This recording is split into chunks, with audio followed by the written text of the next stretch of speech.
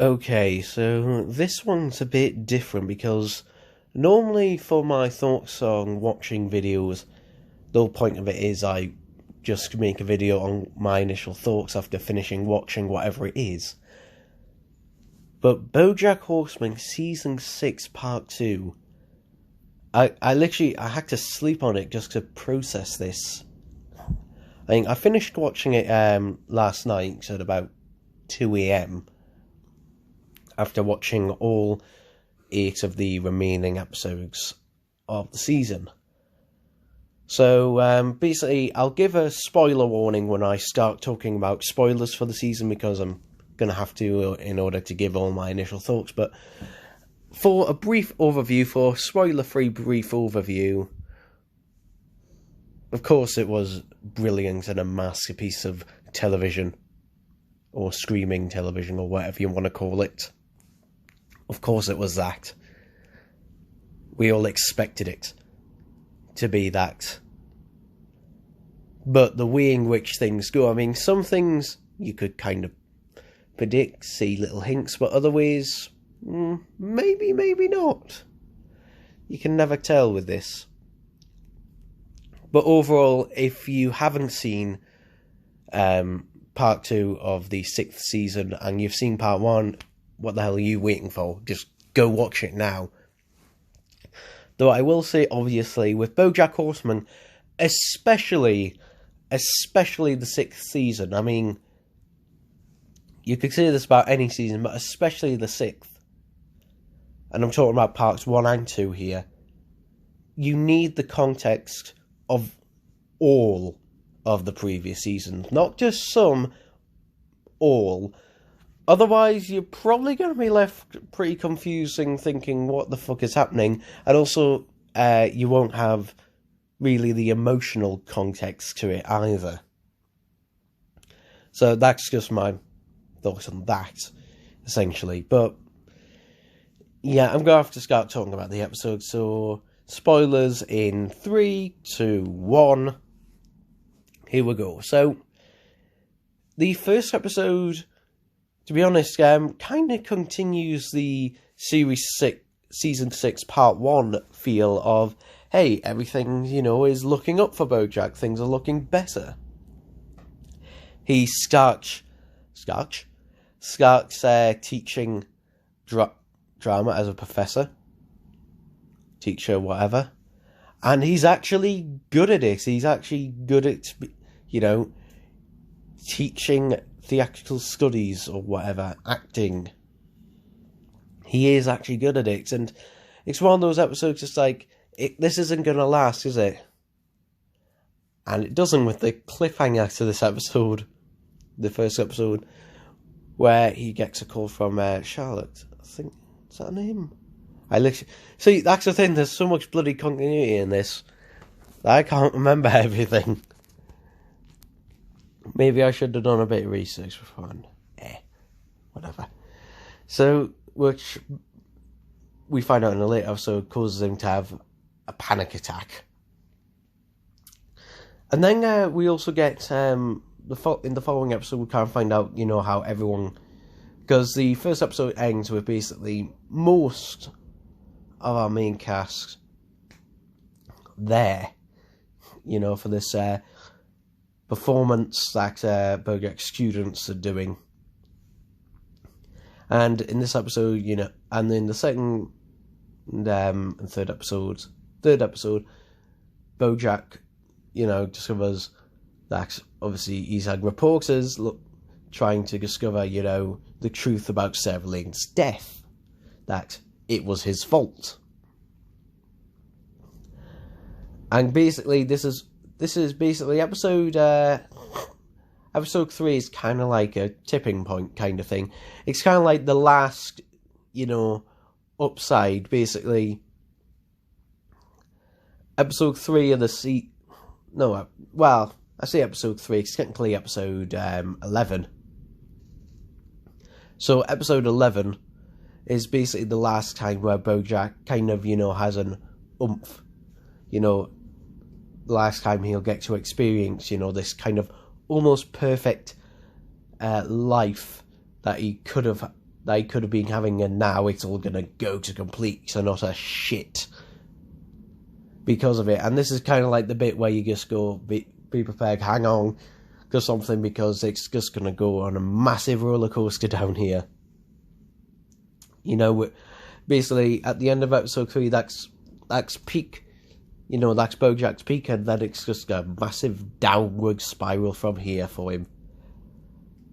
And oh my god, it is, you know, pretty an emotional roller coaster. And we have Bojack, you know, given TV interview, basically admitting to being the cause of Sarah Lynn's death, but apologising everything for it.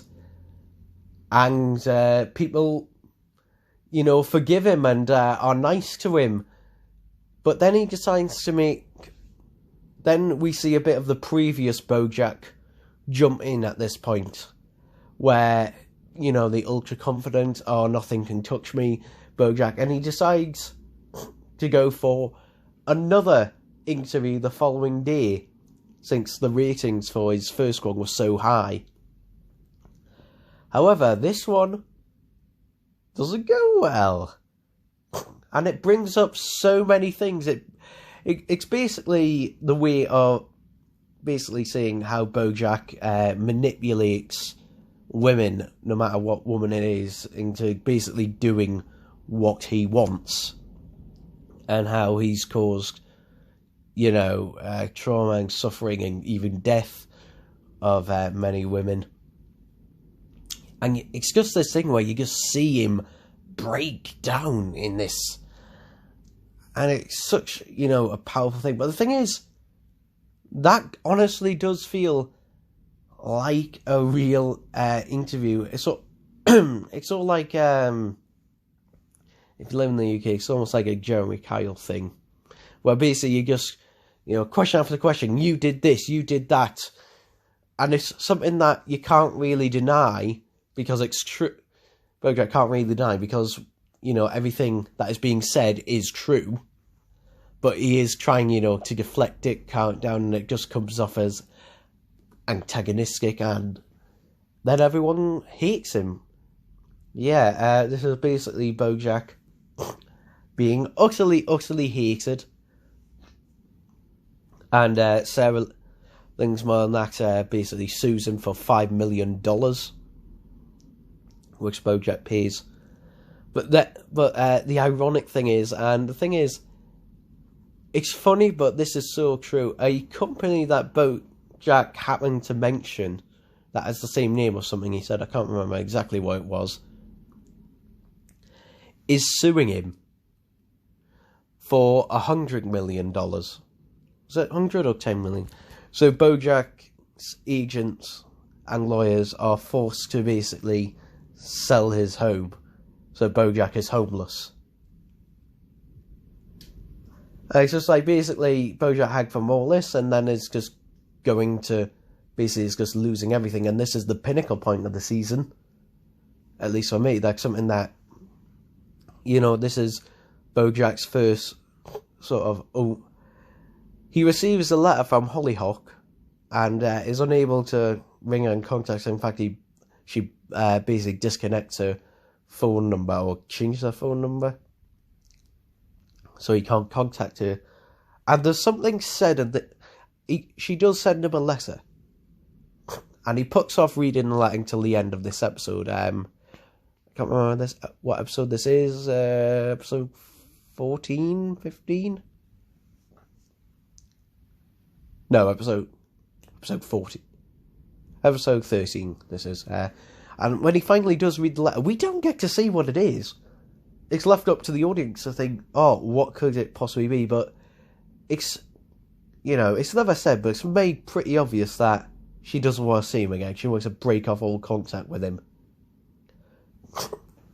Because at the end, obviously at the end of season 6, part 1, we have Pete repeat, basically telling Hollyhock, you know, the things that happened to him, and then obviously he would have said Bojack's name, so Hollyhock knows what happened in Mexico with Bojack at the end of season 2. But she never says this to him. when they, meet in the college or university in the first couple of episodes. She never says that to him, but you can tell that their relationship has changed. Bojack, doesn't really see it, but the way that she talks to Bojack and sort of distances herself a bit from him, you can tell that it's changed a bit. But in this, obviously with all the stuff that's been revealed about Bojack in the following episodes, we, excuse me, we have this revelation. And it's not saying what is said in the letter, but it's obvious, she has broken off all contact with him, that he doesn't want to see him again, because this is the last time I think Hollyhock even gets a mention. And whatever is said in this letter makes Bojack start drinking again. He basically goes on a massive boozer and gets high, and then decides and it just goes completely mental. And one of the person, I can't remember who it was, who's in charge of what the network that Horsing Around was on, who convinced the woman in the blue hair who convinced Bojack to not say anything about her being fired. She calls him again and tells him to come over. And it's revealed that just before Bojack, went on this shithole where everything bad was revealed about him, when he was actually on the rise again, they were a Horsing Around complete Blu-ray set was going to be released, including Bojack's original test interview. Test screening, that's the word. Yeah, the only thing I would say is that is unrealistic. Is that it's clearly just it says Blu-ray plus DVD and plus digital download. Yeah, it's just a standard width Blu-ray case. Yeah, if there's 9 seasons of Horsing Around and you're going to have a complete set where there's all the Blu-rays, there's all the DVDs. Nah, it's not going to fit in that shell. That's unrealistic, that.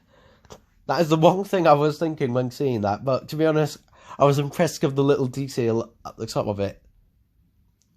But obviously, now no one's going to buy them because, the world hates Bojack. But they still want to release something that has, the work of Sarah Lynn in it. So they're going to cut it down to where every episode is basically 8 minutes long, which doesn't feature Bojack at all. And it's just going to have Sarah Lynn and the orphans. It's just going to be called Around, or something along those lines, where the orphans are just living on their own. There's going to be an 8-minute cut of every episode, and Bojack basically has to sign away his rights for the episode. So basically, on anything Horsing Around related from now on, he will not be getting any money off the episode. He will be getting a final, payout, which is a considerable amount, but, from then on, he won't be getting anything else. And he's essentially broke, and he needs the money, and he wants this for Sarah Lynn, so at least she's got something to be remembered by. So he signs it, but then just continues on a massive boozer. And the episode... And then we get to the episode that you think is going to be what people were predicted would be the end, but it's not.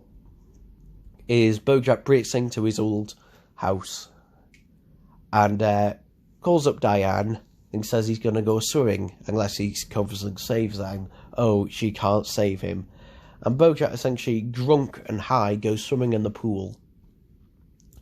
And then we get, the episode that everyone knows. An episode 11, or in this case it's an episode 15 of the season, basically the penultimate episode of the season, which in this case is basically Bojack's brain is going into shutdown mode, and he goes back to his parents' house where he basically has a dinner with his mother, Sarah Lynn. Was it Crackerjack? That's it, Crackerjack from season 4 episode, and who else? The guy, I can't remember his name, who died of a strangle wank in the season 2 opener. And we also have Herb, and Bojack's father, but who is also Secretariat at the same time. So, in this little mental world that Bojack has created in his head, his Secretariat is his father. Okay. And this episode, just feels absolutely mental. It's basically one where it just goes, yeah, we're all dead, you're dying too, just accept it. And it's just one of those things where basically Bojack goes through the notions of dying, essentially, or like if you were told you were going to die, first is denial, then is fear, bargaining, and then finally, acceptance. We see it all go through in this episode. But despite what some people were predicting or hoping in some cases, Bojack does not die, he does survive. Because the family who bought his house come back and, obviously they probably would have dragged him out of the pool, and he lives. But, he goes to jail for breaking and entering. Although, as Bojack says, that is probably just, a technicality, because he does go to prison for, I think it's a year? Yeah, he goes to prison for a year, where to be honest, he seems pretty happy in prison. And in the final episode, he talks to Todd, and actually says, he's afraid of actually leaving prison, because in there, he's doing good. He can do no harm in there, because he doesn't have to make any decisions for himself.